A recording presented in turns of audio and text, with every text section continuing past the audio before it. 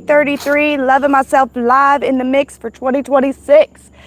Okay, so I still don't know if this is working right or not, but it did do the full minutes, because typically whenever it's not quite recording right, it won't do the full minutes. And I think I had it set on private because it said private. So I think now I got the settings right. I don't know. But if you want the introduction for part 1, you can go ahead and look at that. But that'll be in the live series, day 33, part 1. I don't know. Anyway, so right before I started going to church with my kids, the goddess presented herself, and it was just like, they're going to teach you that I'm bad, and we're going to separate. And I was just like, wow. I felt like in my teenage years, whenever I decided to start smoking, and it meant that I can't pray, I can't talk to God anymore. It meant that I have to push Jesus away. That's what it felt like again, but now this time it's with the goddess instead of with Jesus. But it felt like, I understand goddess, but this is where I need to go right now. And it felt like she was like, I get it, go, and it was the same way with Jesus. Like Jesus was like, I don't not love you. I don't not want to be with you just because you're smoking cigarettes. But I see that that's how you feel, so I will let you go. That's your path for now, and it's okay. Which I think is very loving. But that's just the feeling that I got from both Jesus and the goddess during these moments. And they felt very similar. And I ended up getting into hardcore Christianity because I fell into the satanic panic stuff, and it's just easy for me to believe. The Pizzagate stuff was just, to me, it was obvious because of the life that I've lived, where the most money I've ever made is in the black market, and I've been up close and personal. I wasn't a part of it, but I've been up close and personal with the sex trade, where the sex workers gain information from politicians. Like, I've been up close and personal with that part of it. So I was like, yeah, I get that. And I understand that in the black market, we do use a lot of code terms. And if you're doing things with kids, you definitely want to use a lot of code words. So it hit me hard. It really hit me hard. But everybody around me was like, that stuff's not even real. Why are you believing that stuff? And then the fact that nobody would believe it to be able to fix the problem really frustrated me for a while. But it really hit me hard, and it kind of had me turning to Jesus and Christianity, and I went into hardcore Christianity. I was convinced that I was riddled with demons. This is such a hard part of my testimony to share. Because of my time as being a pagan and everything that I did in paganism and Hinduism, I was like, I must be riddled with demons. I didn't think that I was like demon possessed, but I definitely felt demon oppressed, if that made sense. And there was just tons and tons and tons of evidence of demonic oppression in my life. We lost our house. And with 3 kids, I just had to do what I had to do. And I was able to move into this old abandoned house. It had holes everywhere. Every time it rained, the house would rain. The house was infested with everything. And it was infested with mice, roaches, fleas, and wasp. Wasp would come and sting us at night in our bed. So I was just so convinced that we are demonically oppressed. And I found a deliverance ministry in North Carolina, and I went there, and the lady straight up told me, I will deliver you from these demons, and they are going to be right back, and they are going to oppress you 10 times harder. And that was harsh to hear. She didn't give me any this is what's going to bring them back. This is what you can do to not bring them back. She was just like, all right, we're going to do this and they're going to be back and it's going to be worse for you. And I almost wish that I would have been like, no, and walked out at that point and been like, well, then I don't want this deliverance because I can't have worse in my life. My life's already pretty dang bad, and so is my children's life. So, but, I don't know. In my mind, what I thought was, oh, she is warning me, and I got to do everything that I can to be perfect after this deliverance. I must be perfect after this deliverance in order for it to not go bad. And I wasn't perfect, and it just, she was right. I feel like she prophesied over my life. What I know now about how spirit works is it doesn't matter if you're a Christian or not. When you speak into someone's life like that and they believe it, it's going to manifest.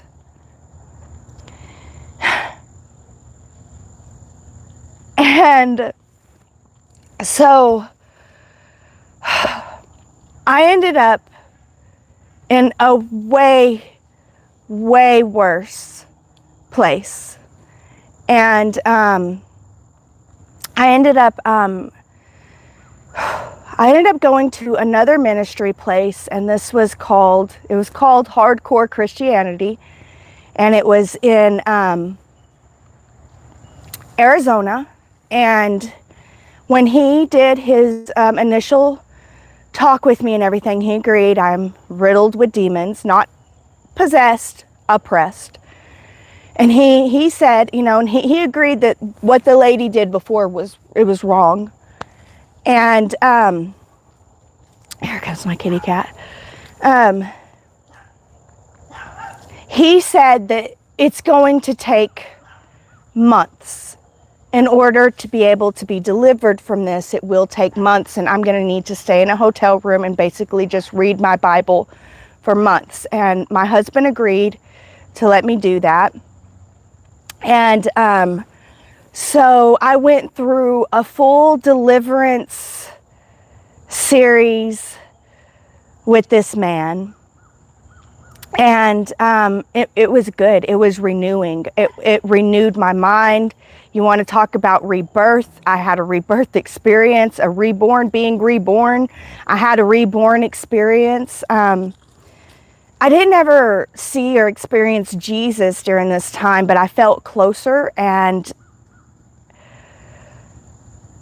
I don't know. It was a really good experience. And then I got home, and it just felt like, again, they were just all back.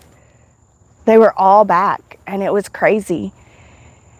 And at this point, my kids are getting older. My oldest is now around 11. And there was a church incident with her. And I didn't like how the church treated her. I didn't like how they were shaming her. I didn't think that it was all necessary at all. Basically, we went on a church trip to the creek, and she was wearing a tankini, boy shorts that like go up to her belly button, and then like the tank that goes down to her belly button. But it was a two-piece, but it was a tankini. It was boy shorts. It wasn't like the little ones. And there was another girl who was like really skinny, and she was wearing like a full-on bikini, like a bikini. They didn't say nothing to her. It was all about my daughter, and I think it's because my daughter was bigger and growing boobs. I don't know if that's what it was, but I couldn't stand the shame. And other things happened in the church to my other daughters, and they ended up confessing to me horrific things that happened. And the person that did it with the Bible, reading Bible verses, saying God wants them to do this. It's horrific. It really is horrific. And it really got me thinking. And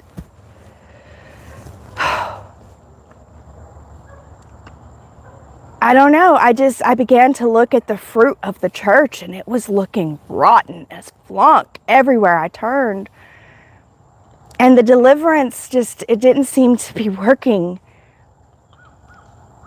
And then there was this time, and we were living miserable lives. I can't tell you how miserable it was in that place. It was like literally, it was wasp infested, and the wasp would sting us at night. It was flea infested, and they would eat us alive at night. It was the most horrific place. And yeah, it was awful. And so there was a time that I got into a big argument with my husband, and I didn't know what was going to happen. And I wish I could walk you guys out there, but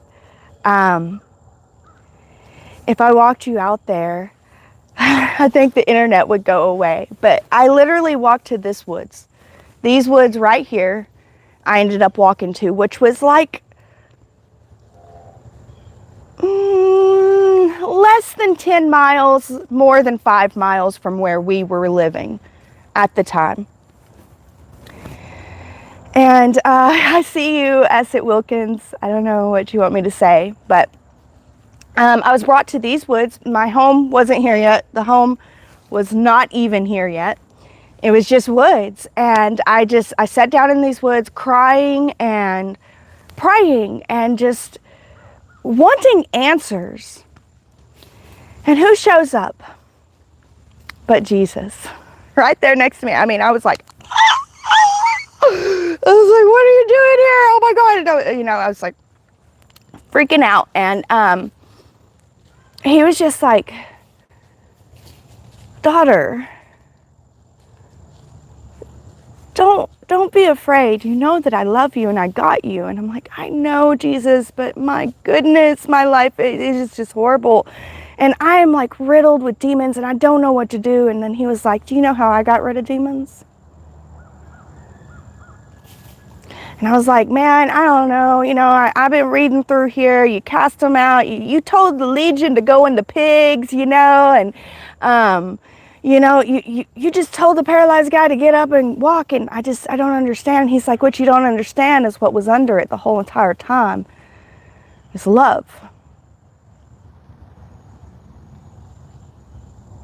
You can't cast out hate with more hate. You can't cast out fear with more fear. You can't add fear to fear and hate to hate and expect it not to multiply.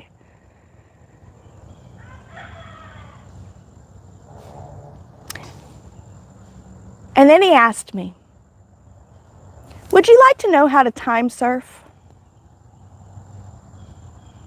And I was like, what? Jesus, that's not biblical. There's nothing biblical about time surfing. And he was like, yeah, but would you like to know? And I was like, yeah. And he was like, you know that whenever I was on the cross, they say that one of the reasons that I stayed there and I was willing to do it was because I knew that you were coming. That all of us that are alive today would be here. And he said he did that by time surfing. And I was like, what? I don't know if I believe this. Like, here's another demon talking to me again, And he was like, that's fine. You need to discern the spirits. That's okay.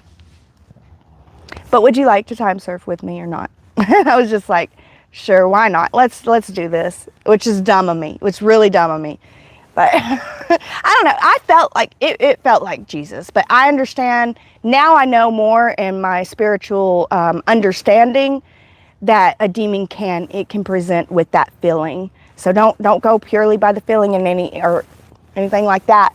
Honestly, the demonics, whenever they try to mimic the feeling of love, they come on way too strong. So that is one way that we can tell the difference. But anyway, I went time surfing with Jesus, and he showed me this place being built and being put up and everything. And I don't know. I went home with full confidence, full faith that I would be living here. That I would no longer have to live in that house and that I would be living here. And it was 3 months later. 3 months later. And at the time that I was up here with Jesus, or a demon. As far as the Christians go, they're going to tell me I was with the demon, whatever. 3 months, and I had no earthly idea. Whenever I was here, there was no clue that I was going to be moving. It seemed like I was going to be there forever, that we were never going to have anything. Like, there was no clue. There was no proof that this could actually happen. It really did happen, though. Just like Jesus showed me. Just like he showed me. Everything that he showed me came true here. He showed me that I was going to get a new car. And I was like, Jesus, this don't make any sense. I don't think that you understand how poor I am, how broke we are, how we don't have anything. And he was just like, do you have faith? Do you have that little mustard seed? Can you hold that mustard seed of faith if I show you how your life can be different? And I was like, yeah, I can do that. I can try. So, and I did. And 3 months later, I still can't believe it. It's still kind of crazy to look back on and see it from that perspective, because I'm just like, wow. Just like he said, it happened. Just like he said, it happened. And the Christians are going to look at me and tell me that that is demonic. And that me no longer having the demonic oppression that I was living under is demonic. Because Jesus did. He showed up many times after that to help me and to work out with how to love these demons. Like, what is it how do we love these demons? We love them, and it's with my love that I order them around in a way. But I mean, it's not like that either. But yeah, woof. Sunshine. Look at that sunshine.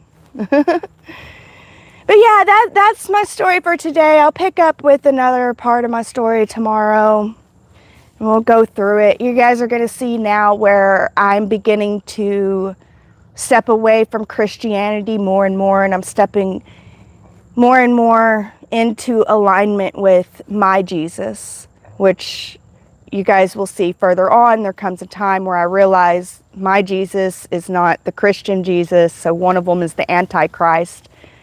I guess that'll be tomorrow's. I'm not going to keep on going. Anyway, I could just keep on going and talk all day, right?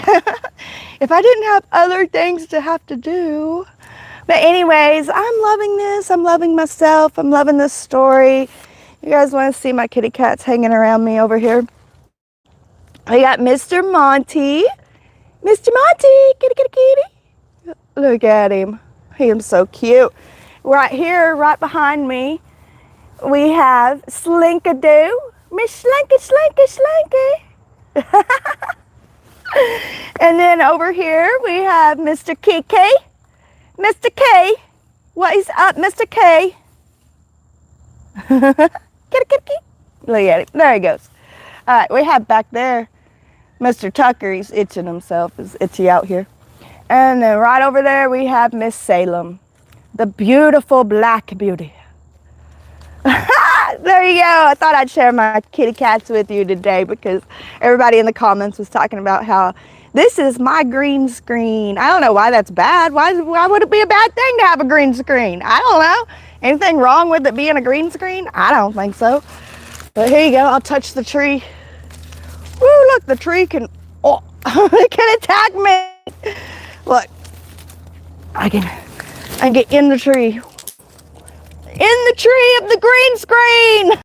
I don't know why it matters. I really don't. But I just thought that I would prove, the commenters that know everything a little bit wrong. Because my goodness, they think they know everything, don't they? Well, anyways, thank you guys so much for being with me and listening to my crazy journey today. This wasn't an easy one for me to share because I think people will think I'm crazy. They're not going to believe it. And I don't want people to know how nasty I've lived. Anyway, it is what it is. And I'm just going to be honest because I lived with honesty and I love the honesty. And I'm so grateful for this day. And I hope you guys have a wonderful day. And I know that this world needs you and your love. So choose to walk in love out there, my friends.